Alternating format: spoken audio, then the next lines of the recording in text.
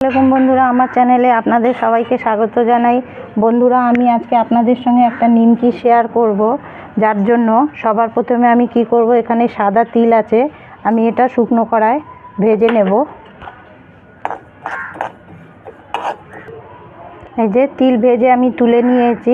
এটা রয়েছে চালের আটা, এখানে 500 গ্রাম চালের আটা রয়েছে, এর মধ্যেই দিয়ে দিচ্ছি এই সাদা তিল। এখানে রয়েছে 200 গ্রাম বেসন, দিয়ে দিলাম। এখানে রয়েছে জোয়ান, দিয়ে দিলাম। কালো জিরে, এটা হচ্ছে চিলি ফ্লেক্স।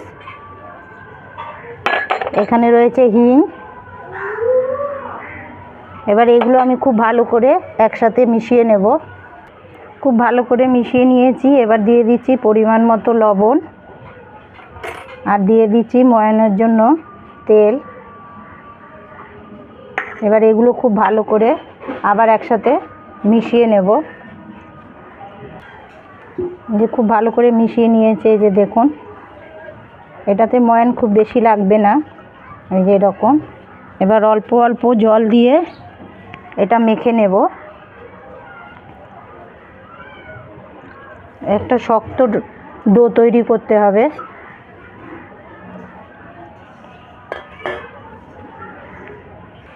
দেখুন একদম শক্ত করে মাখা হয়ে গেছে। এবার এখান থেকে একটুখানি লেচি নেব, নিয়ে এরকম গোল করব, যে হাত দিয়ে এরকম একটু মোটা করেই করব। দেখুন এরকম মোটা করে করেছি, এই যে। এবার এই কাঁচি দিয়ে এরকম এগুলো কেটে নেব। এটা আপনারা ছুরি দিয়েও কাটতে পারেন, কিন্তু ছুরি দিয়ে কাটলে অনেকটা সময় লাগবে। কাঁচি দিয়ে কাটলে বেশ ভালো কাটা হয়। আর এই কাঁচি দিয়ে কাটলে আর একটা কী সুবিধা হয়, এই যে দেখুন, এই যে খাজায় যেরকম হয় না, খাঁজ কাটা ঠিক ওরকম হয়।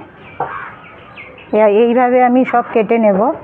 দেখুন বন্ধুরা, আমি সব এরকম কাঁচি দিয়ে কেটে নিয়েছি। এবার আমি কড়া চাপিয়ে তেল গরম করে নেব। তেল গরম হয়ে গেছে। এবার অল্প অল্প করে এর মধ্যে আমি তেলের মধ্যে এগুলো দেব। তেল কিন্তু খুব গরম করা চলবে না। এই যে দেখছেন কীরকম রয়েছে তেল গরম, ঠিক এরকম তেল গরম করতে হবে। হাই করে করলে কিন্তু ওপর থেকে লাল হয়ে যাবে আর ভেতরে কাঁচা থাকবে। এই যে দিয়ে দিলাম। দেখুন বন্ধুরা, কত সুন্দর কালার এসছে।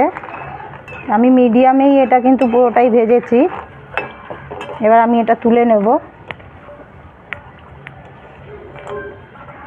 আবার শুনছেন কীরকম হয়েছে। আর বাকিগুলো আমি ঠিক এইভাবে সব ভেজে নেব।